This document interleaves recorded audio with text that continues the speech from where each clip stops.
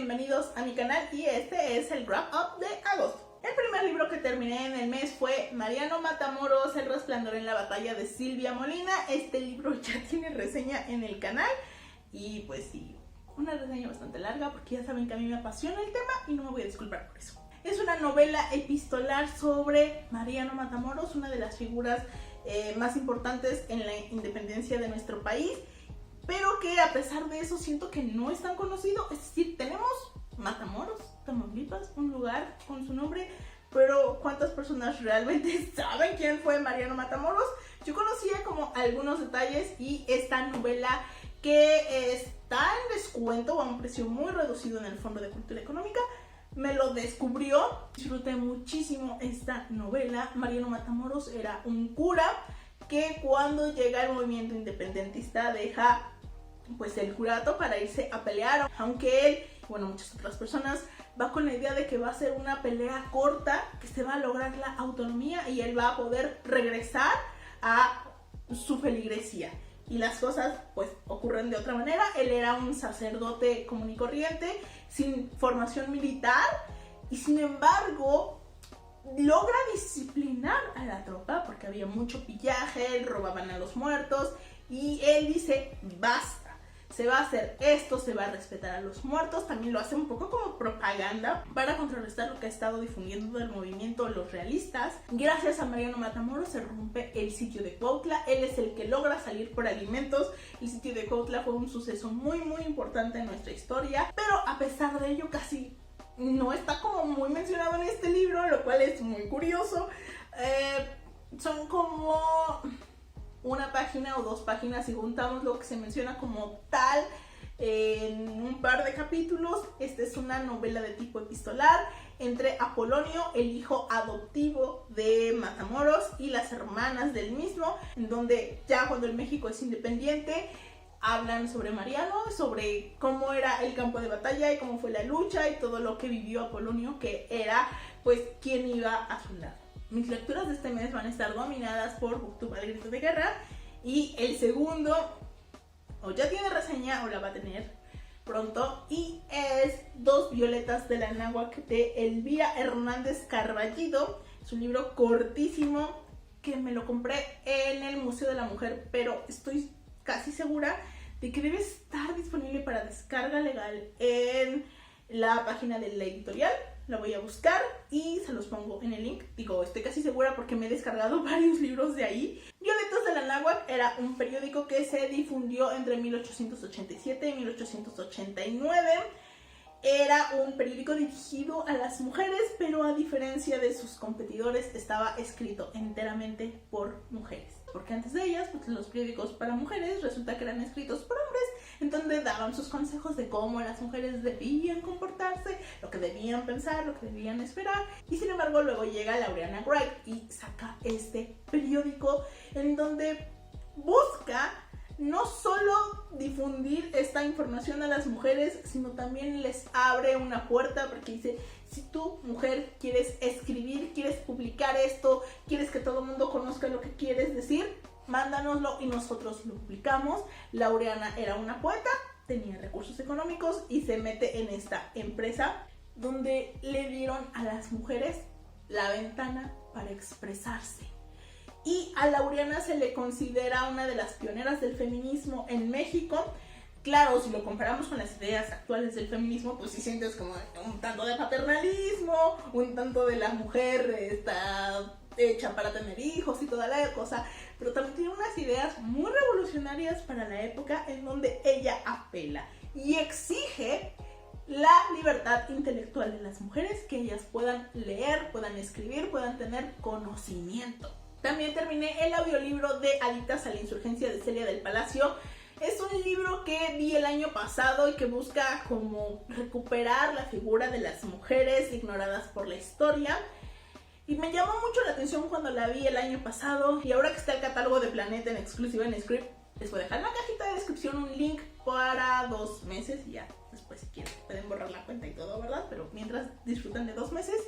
Y está el audiolibro, entonces en cuanto lo vi me lancé por él. Creo que el que sea audiolibro me funcionó porque todo está contado tan ágil, entonces como que lo vas escuchando y es como si alguien te lo estuviera platicando. Pero también me gustaría tener el formato físico para tener como los datos, los años y eso ahí de consulta. Pero no está en mis planes comprármelo pronto, me podré esperar 3, 4 años a que baje de precio, no tengo prisa para nada. Creo que se toma licencias creativas breves solo para dar como un poco de contexto y crear las escenas y contarnos algunas situaciones. Es ágil y funciona para presentarte a un montón de mujeres que participaron aquí.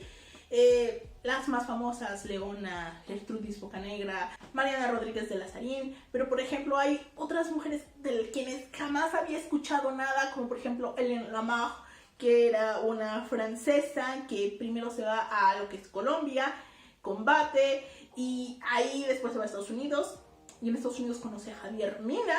En lo personal me descubrió muchísimas cosas porque no sabía de los batallones extranjeros que vinieron a pelear por la independencia de México. Habla de un montón de mujeres, Andrea Nava, la generala.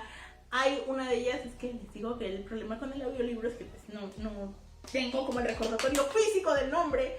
Quien da toda su fortuna era como una heredera, pero no en plan heredera Leona Vicario en el centro del país, sino en el interior. Y es una bandolera porque ella se cría con su padre y su padre le enseña a disparar, y entonces no solo da el dinero, sino que va y pelea y es como, digámosle, cuatrera. No es así, pero vamos, para que tengan como una imagen de ella. Y cómo termina venciendo a los realistas y todos están como humillados por ella. ¿Cómo era posible que una mujer los estuviera arrastrando de esa manera? Y bueno, la amaba. Pero sí tiene dos problemas este libro. Que lo estuve hablando con Violeta, que es, ya saben, con quien también hago el Booktube al Grito de Guerra. Estuve hablando con ella. Ella le puso 2 estrellas. Yo le puse 3. Pero coincidimos en eso, en los problemas que tiene este libro. En primer lugar, a pesar de que es un libro que te dice que está centrado en las mujeres, de pronto lo que te rescata es la figura del hombre. Que yo entiendo, de verdad lo entiendo. Contexto, falta de información. A veces sí, los destinos estaban ligados. Por ejemplo, en el capítulo... Ay, Dios mío, estoy cayendo justo en lo mismo. Pero es que, de verdad, como no tengo el libro, o sea, se me va el dato de la memoria. En el capítulo de la esposa de Carlos María Bustamante, hay un mayor peso de él que de ella. Entonces es como de, y ella siempre lo acompañaba, y luego pasaron esto, y entonces a Carlos lo arrestan, y hacen esto, y la pobre tiene que... O sea, si comparamos, hay como un mayor peso en lo que le pasa a él que lo que le pasa a ella. Y como digo, hay cosas que puedo entender, porque es contexto, porque los destinos están ligados, sí, pero el manejo es como... de pronto sí es como el mayor peso en los hombres, cuando supuestamente es un libro para visibilizarlas a ellas. Y lo que a mí termina como enarcando mi ceja y toda la cosa es que de pronto tienen unas frases muy desconcertantes.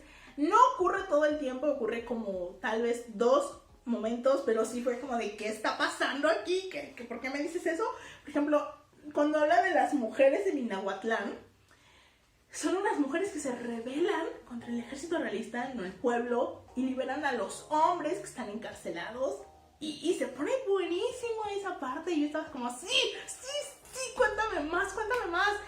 Y luego, porque pues, agarran los machetes y se enfrentan a los realistas y los tipos salen huyendo y les dan como la orden de que las maten a todas. Y dicen, ¿cómo las vamos a matar si son más de 100? Pues aunque sean 200, mátenlas a todas. Bueno, las mujeres triunfan. Pero hay una partecilla donde está este soldado realista rodeado por estas mujeres furiosas y dice el libro, si este soldado no hubiera estado tan espantado, se habría sentido maravillado de estar rodeado de todas esas mujeres en celo que le enseñan, le hacen aguas y cuyos pechos se quedan tensos en las luces. Y yo dije, ¿qué?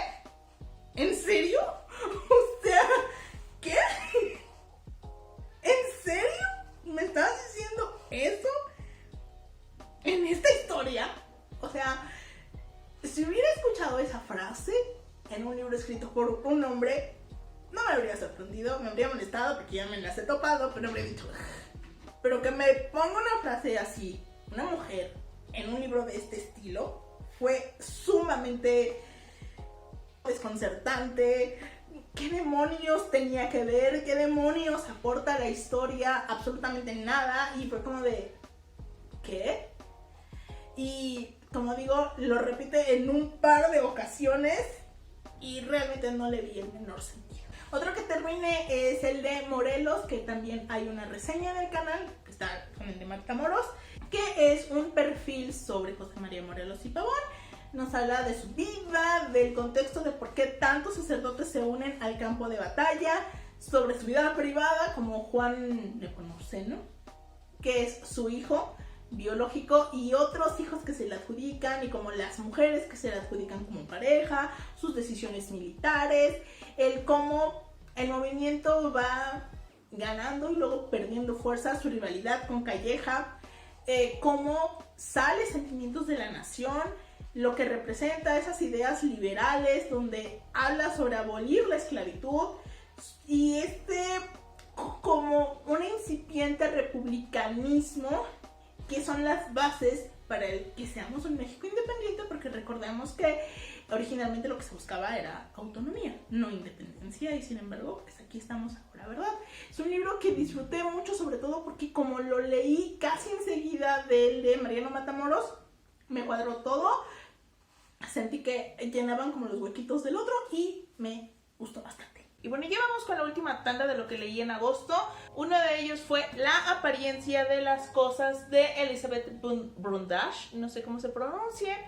Este fue la lectura del mes para Domingo Negro y, o sea, me gustó mucho, pero estoy un poco confundida porque aquí y en la fajilla le dicen thriller literario y es como de, ¿qué es un thriller literario? Porque eso a mí me suena como redundante y busqué la definición en internet y dicen que es como que el autor quiere verse más serio y que apunta a convertirse en un clásico o algo así. Es un término que no le encuentro mucho sentido, pero bueno. Ya saben que en el Domingo Negro leemos thrillers, suspenso, misterio y... O sea, este libro es bastante particular en ese sentido porque tenemos un crimen, por supuesto, pero como que el crimen no es el eje central. La historia comienza una noche en la que George Hall, un vecino de una localidad y profesor de historia en una universidad, toca la puerta de sus vecinos y lleva cargando a su hija pequeña de 3 años y les dice a los vecinos que acaba de llegar a su casa y que ha encontrado muerta a su esposa. Ellos tenían poco tiempo viviendo en esa casa, un año, algo así, y como que la gente del pueblo no terminaba de aceptarlos porque son gente muy cerrada y hay una historia trágica relacionada con la casa en donde ellos estaban viviendo y algunas personas piensan que esa casa está maldita y empiezan a investigar a este profesor porque obviamente todas las sospechas están dirigidas hacia él. Y es como los primeros días de la investigación y después, ¡pum!, nos vamos al pasado y el crimen queda un poco no en pausa, porque lo que hace la autora es contarnos por qué ocurrió ese crimen. ¿Qué fue lo que llevó al asesino a ello? Nunca lo justifica, eso sí. Más que la historia de un crimen, es la historia de un matrimonio, de una casa y de las personas que se cruzan en el camino de este matrimonio, porque conocemos a Catherine, que es la esposa asesinada, y nos cuenta por qué estaba casada con George.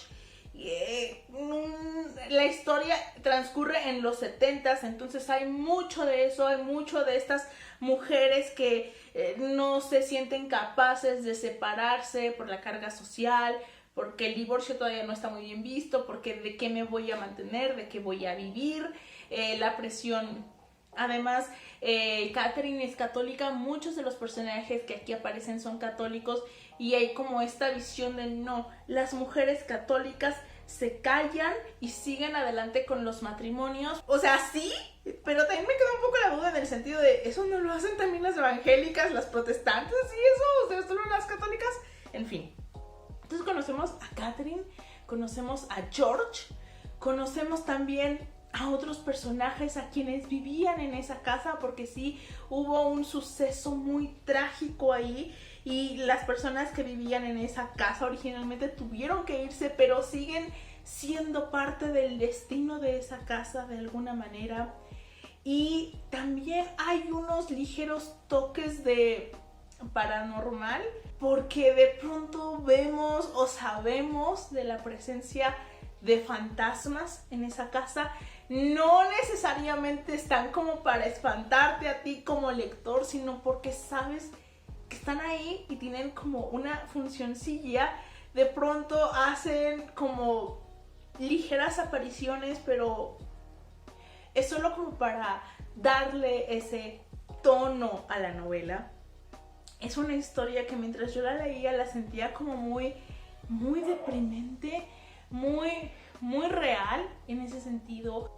Sí, yo sentía como un poco deprimente el tono. Sé que a mucha gente no le va a gustar del todo el ritmo que tiene, que es un tanto lento, pero a mí considero que, salvo al inicio de la segunda parte donde sí decía yo, por favor ya métele prisa porque no entiendo qué estás haciendo o a dónde vas, en realidad ese ritmo funciona muy bien con la historia y con lo que te está contando, porque como digo, no, el punto central no es exactamente el crimen. El asesino, al principio no pensé que fuera esa persona porque por cómo está planteado como que dije no puede ser, pero después la autora como que lo justifica en el sentido de los psicópatas o los sociópatas, no me acuerdo qué término usa, se creen a sí mismos inocentes. Para ellos no son culpables y nada de lo que han hecho es su responsabilidad.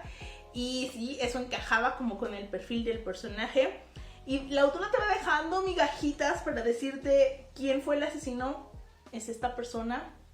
Y vas como llegando al punto, pero no es el destino de la historia, ¿me entienden? Sino es contarte por qué y quizá un poco qué hace a un asesino. Sin duda fue una novela que me sorprendió porque esperaba como otra cosa y lo disfruté bastante. El siguiente es La mujer que nació 3 veces de Sandra Freed, una novela que es sobre la vida de Naui Olin. Este es un audiolibro que escuché en Script. Si ustedes viven en la Ciudad de México o han venido, seguramente habrán escuchado sobre la Sara Naui Olin. Bueno, ella era una mujer poetisa, pintora, compositora, me parece que también. Durante la época como de Diego Rivera, Antonita Rivas Mercado, Frida Kahlo, todos ellos era de ese núcleo. Y a mí me llamó mucho la atención porque había escuchado en Naui Olin que hablaban de su obra y de su personalidad. Y por eso quise escucharlo y fue una decepción. Si soy muy objetiva, no es un libro malo. Me gusta cómo está escrito, creo que está bien contado. Y la chica que se encarga de la narración en el audiolibro es maravillosa, le queda perfecta la voz y tiene el acento francés que se necesita para ciertas partes. Pero la historia no fue lo que esperaba, en ese sentido una completa decepción. ¿Por qué? Ya les dije más o menos quién era Naui Olin. Bueno, pues este libro está centrado exclusivamente en sus relaciones con los hombres. Solo eso. Su parte artística, podríamos decir que representa el 20 o el 25% de este libro. El resto es la relación con su padre, que grita Daddy Issues. Después la relación con Manuel, su esposo. Un pintor que fue parte de la corriente de los contemporáneos con Antonita Rivas Mercado y que era gay, pero ella no lo sabía cuando se casan. Y después sus múltiples amantes. El libro inicia muy bien. Inicia cuando ella está yendo a Francia porque hay conflictos en México, entonces se tiene que ir con su esposo.